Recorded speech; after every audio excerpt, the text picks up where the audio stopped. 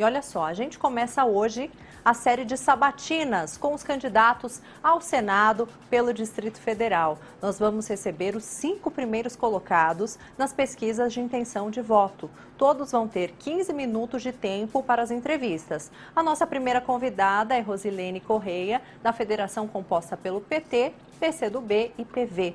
Também recebo aqui a nossa colunista do Portal Metrópolis, Isadora Teixeira, que vai participar da entrevista. Sejam muito bem-vindas as duas. Oi, obrigada. Boa tarde. Boa tarde a todos. Obrigada, Larissa. Muito obrigada. Então vamos lá, candidata, o seu tempo vai começar a contar a partir de agora. O cronômetro está aqui na tela, nós temos 15 minutos, tá? Bom, a senhora nunca ocupou um cargo eletivo. Uma eleição para o Senado, a gente sabe que não é simples, porque depende de muitos votos. Por que a senhora decidiu se lançar ao Senado na primeira candidatura já? Bom, primeiro quero agradecer por estar aqui nesse espaço e dizer que nós inclusive fizemos uma discussão no partido e depois na própria federação do meu nome para ser candidata ao Buriti. Mas devido à necessidade do acordo nacional em torno do nome do presidente Lula, que é o principal projeto nosso, então fechamos esse acordo e eu fui remanejada, digamos assim, mas hoje eu entendo da importância que é ser candidata ao Senado, então não há nenhuma dificuldade, muito pelo contrário. E por que ao Senado e ao Buriti? Porque eu entendo que você se coloca na política, especialmente nesse momento que o país está exigindo muito, termos pessoas que queiram ocupar o espaço da política, mas pessoas que queiram realmente mudanças para o nosso país, para o Distrito Federal, para melhorar a vida das pessoas. E o que a gente precisa na política é ter gente que tenha a decisão correta, a decisão política do fazer aquilo que é o melhor para a população. E isso você não precisa entrar em nenhuma escola da política, ser primeiro distrital ou qualquer outro cargo. É preciso ter decisão do que tem que ser feito, né? Então, é isso. O Senado é um espaço extremamente importante. Eu sou a candidata do presidente Lula e ele precisará ter uma senadora do DF junto com ele para essa mudança e reconstrução que nós precisamos promover para o Brasil. Candidata, o Partido dos Trabalhadores, o PT, perdeu nas últimas 2 eleições o protagonismo que tinha desde que elegeu um governador em 2010. Gostaria de saber da senhora, essa crise de imagem já passou? A senhora acha que essa eleição vai ser diferente das outras e por quê? Olha, eu não tenho dúvida de que tem uma leitura hoje da população, as pesquisas mostram isso, a preferência do presidente Lula, na verdade, um pedido pela volta dele mesmo, pedido de socorro. Então, é claro que isso reflete, vai impactar para todas as candidaturas do PT. E é natural que tenha acontecido aquilo, porque houve uma enxurrada, inclusive, de mentiras, né, de inverdades. O presidente Lula hoje está aí inocentado de tudo que foi indevidamente acusado, liderando as pesquisas. Então, isso vai ter um reflexo para todos. Então, em 2018, nós aqui no DF realmente tivemos um desempenho muito diferente do que tradicionalmente já tivemos, mas já governamos por 2 vezes, temos o que mostrar, basta recuperar o que foi governo Cristóvão, o que foi governo Agnello, com restauração das 32 carreiras, construção de várias UPAs, melhorias, fortalecimento do Estado, né, geração de empregos. Hoje, olha-se para trás e verifica-se que realmente o PT governa olhando especialmente para aqueles que mais precisam. Então, a área social, servidor público, nós tivemos mais de 34 mil novos servidores nomeados durante a gestão Agnello. Tivemos, como eu disse, foi o último governo, inclusive, que servidores públicos do DF tiveram reajustes. Desde então, salários congelados. Candidata, agora o governo de Jair Bolsonaro aprovou uma série de matérias polêmicas no Senado, incluindo a reforma da Previdência. As pesquisas mais recentes mostram Lula à frente nas intenções de voto. Caso Lula seja eleito, a senhora acredita que as reformas devem ser revistas? Na prática, como seria a revisão de uma matéria que entrou em vigor há anos? Não, sem dúvida precisamos rever, e o presidente Lula já tem se comprometido com isso, que é de rever tudo que trouxe retrocesso, tudo que representa a retirada de direitos da classe trabalhadora. E o que nós temos assistido tem sido isso, né, gente? todas as medidas adotadas por Jair Bolsonaro e pelo Congresso, que ele tem maioria e que sustenta isso, que é bom a gente destacar que o presidente da República não faz sozinho, ele está fazendo isso porque ele tem senadores que não têm compromisso com a população e deputados federais e deputadas que também não têm compromisso com a classe trabalhadora. E aí o nosso compromisso, e que já fizemos isso enquanto governamos, que é de trazer avanços, reconhecimento da importância e mais direitos para os trabalhadores, e isso sem causar nenhum prejuízo nem para o Estado e nem para os empresários. É bom que se destaque isso. O governo Lula e Dilma mostrou que é possível governar para todos, tem espaço para todos. O que não pode é ter governos que o pobre não entre no orçamento, que é o que nós estamos vendo hoje. E não é por acaso que estamos com mais de 33 milhões de pessoas passando fome. O desemprego, embora tenha sido anunciado nesse momento de queda do desemprego, mas nós sabemos que quem está aí no desalento nem se manifesta mais em procurar emprego.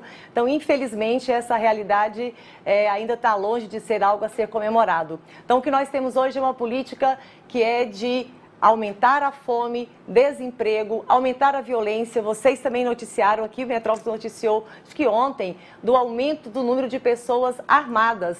Nós saímos de menos de 300 mil brasileiros que tinham porte de arma, que tinham uma arma em casa, para agora mais de 1 milhão. Isso é muito grave, é porque há um incentivo por parte desse atual governo de violência. Não é por acaso que também o Brasil é referência negativa no número de feminicídios e o Distrito Federal a mesma coisa. Por isso precisamos também eleger Leandro Grais para o Distrito Federal.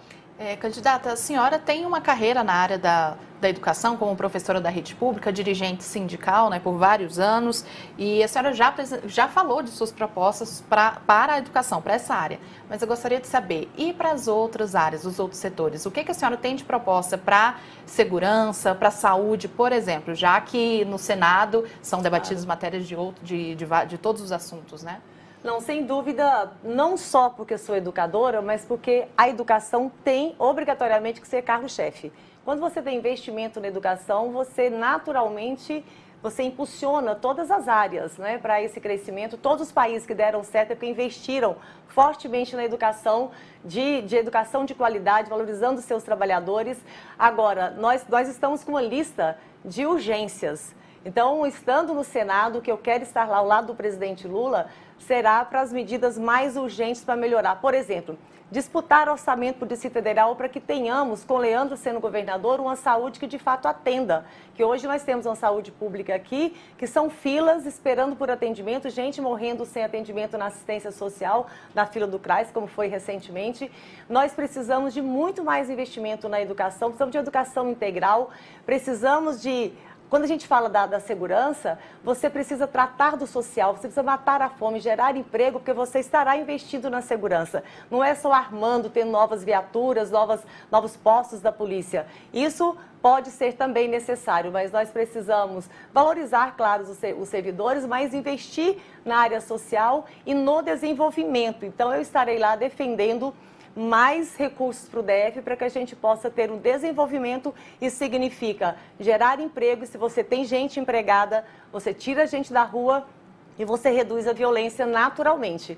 Precisamos combater, gente, a desigualdade social. Isso passa também, que será uma das minhas bandeiras, uma reforma tributária justa. Você precisa promover uma justiça social. E não significa tirar nada de ninguém. Não é esse papo de comunista de que vai tirar o patrimônio dos outros, não se trata disso, mas é de você estabelecer um equilíbrio de forma que ninguém passe fome, todo mundo continua ganhando muito dinheiro, porque o presidente Lula, quando governou, mostrou isso, ninguém teve prejuízo, muito pelo contrário, quando o país tem uma economia em alta, todo mundo fica melhor. E é isso que é possível ser feito no Brasil. É preciso você ter um desenvolvimento sustentável, gerar emprego sustentável. O Distrito Federal tem uma tarefa muito importante nisso também, que nós temos aqui uma área ambiental, Cerrado, que é muito valorosa para nós essa área, e a gente não pode continuar tratando e sem um programa de habitação que seja responsável, equilibrado. Isso é muito urgente também,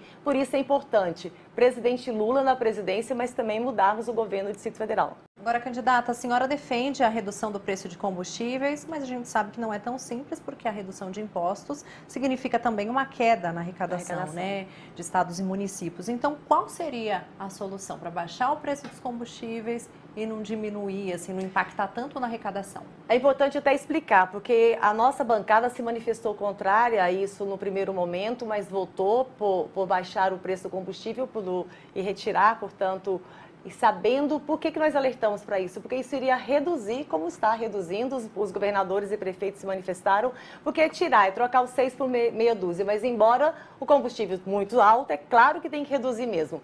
Para reduzir isso, a gente precisa mudar a política que nós temos, que está tudo dolarizado. O que nós precisamos é voltar a investir, por exemplo, nas nossas refinarias que estão abandonadas, e não é por acaso, é de propósito, para que tudo seja mesmo exportado e importado para ficar mais caro, e nós estamos com uma economia dolarizada. Enquanto nós não mudarmos isso, enquanto nós não entendermos que nós precisamos fortalecer as nossas estatais e não fragmentá-las para poder privatizar, como está sendo feito na Petrobras, nós continuaremos pagando o preço do botijão de gás da forma que estamos pagando, e tudo tão caro assim. Não é possível compreender que nós sejamos um dos maiores produtores de soja e estejamos pagando o litro de óleo do preço que nós estamos pagando. Isso não se justifica. Candidata, a senhora é servidora pública, né, professora da rede pública, defende a categoria e diz que quer retomar também os concursos públicos. Claro. Porém, aqui no Distrito Federal, o que a gente vê em várias secretarias é uma distorção dos salários. Enquanto os servidores ganham muito pouco, o salário mínimo, 2, 3 salários mínimos, é o caso de alguns professores, outros ganham acima de 100 mil reais, que são super salários que a gente chama, né? Como acabar com essas desigualdades dentro do funcionalismo? Olha, primeiro que esses super salários, eles realmente são exceções, as exceções, e precisa ser revisto, é evidente que sim. O que nós precisamos é encontrar um equilíbrio. Acho que não tem, nós precisamos saber que país nós temos, precisamos ter concurso público. Só no nosso caso da educação, hoje nós temos mais de 60% dos professores em regime temporário. Isso significa antecipação da reforma administrativa. Na verdade, o Distrito Federal, o GDF, já está fazendo isso. E quando você não tem o concurso e vai precarizando a mão de obra do serviço público, você está comprometendo ela na ponta. É a população que deixa de ser atendida. Quando você vai aos hospitais, também um dos problemas é o número de servidores. E digo de novo, servidores com quase 8 anos de salários congelados. Então, nós temos uma crise que está posta, mas essa crise, para ser mudada, precisa de toda uma mudança, radicalizarmos mesmo, e essa mudança vai acontecer nas urnas no próximo dia 2 de outubro. Essa é a oportunidade que o Brasil tem, o Distrito Federal tem, de promover a mudança nas suas vidas. Então, o eleitor vai fazer a escolha dele. Eu tenho certeza que, ao analisar a pergunta que vocês fizeram inicialmente, com relação ao PT, hoje já tem uma leitura clara, as pessoas sentem nas suas vidas do que mudou, há quanto tempo não troca de carro, não pode mais viajar, não pode mais comprar um sapato, enfim, todo mundo está no arroxo, com algumas exceções, é claro, porque também o Brasil tem uma economia que promove o enriquecimento daqueles que já são muito ricos. Aí eu estou falando dos hiper ricos do Brasil. No início da pandemia, nós tínhamos 42 brasileiros hiper ricos, uns super ricos, e ao final da pandemia, nós tínhamos dobrado esse número de super ricos do Brasil. Então, tem alguma coisa andando na contramão da economia do Brasil, porque enquanto isso, nós saímos de 10 milhões para 33 milhões de brasileiros passando fome. Então, tem alguém lucrando muito, e é com a fome de pessoas. Essas pessoas, inclusive, morrem de fome, porque a fome vai te adoecer, vai te dar desespero, vai te tornar uma pessoa violenta, e não é esse Brasil que nós precisamos ter. Agora, candidata, bom, apesar, né, dessa tua última fala, a gente sabe que aqui no Distrito Federal o presidente Jair Bolsonaro lidera a maioria das pesquisas de intenções de voto. Ao teu ver, né, pela tua opinião, isso pode dificultar com que a senhora seja reeleita, já que a senhora concorre ao Senado pelo Distrito Federal, pelo partido do ex-presidente Lula, pelo PT? Olha, nós temos ainda 30 dias do processo, né, de campanha para as eleições, e no Distrito Federal, não diferente do Brasil, o presidente Lula vem também crescendo na intenção de votos. Eu não tenho dúvida de que é a leitura de responsabilidade que os eleitores do DF também estão fazendo, e a tendência é que cresça e que ele ultrapasse também o presidente, atual presidente, aqui no Distrito Federal, e isso naturalmente também me levará para uma outra posição. É preciso compreender que até outro dia o Distrito Federal nem sabia que tínhamos aqui uma candidata do Lula ao Senado. Então, nós, na medida em que tomamos essa decisão, iniciamos agora o processo, as eleições, a propaganda na televisão e rádio, isso nos coloca numa outra situação. Então, na medida em que o Distrito Federal tomar conhecimento que tem a professora Rosilene, que é a candidata ao Senado do Lula, naturalmente isso também terá uma mudança. E eu estou muito otimista e tenho certeza de que a nossa população quer o melhor para o Distrito Federal, quer o melhor para o Brasil e tomará a decisão certa.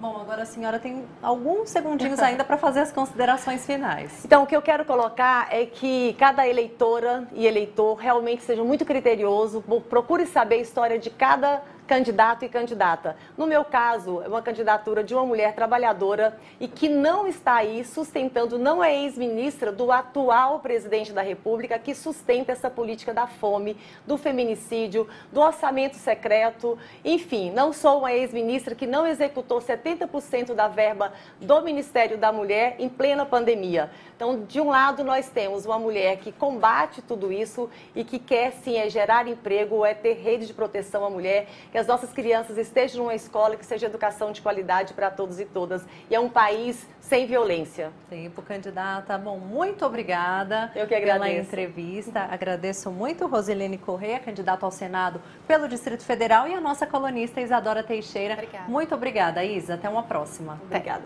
Até.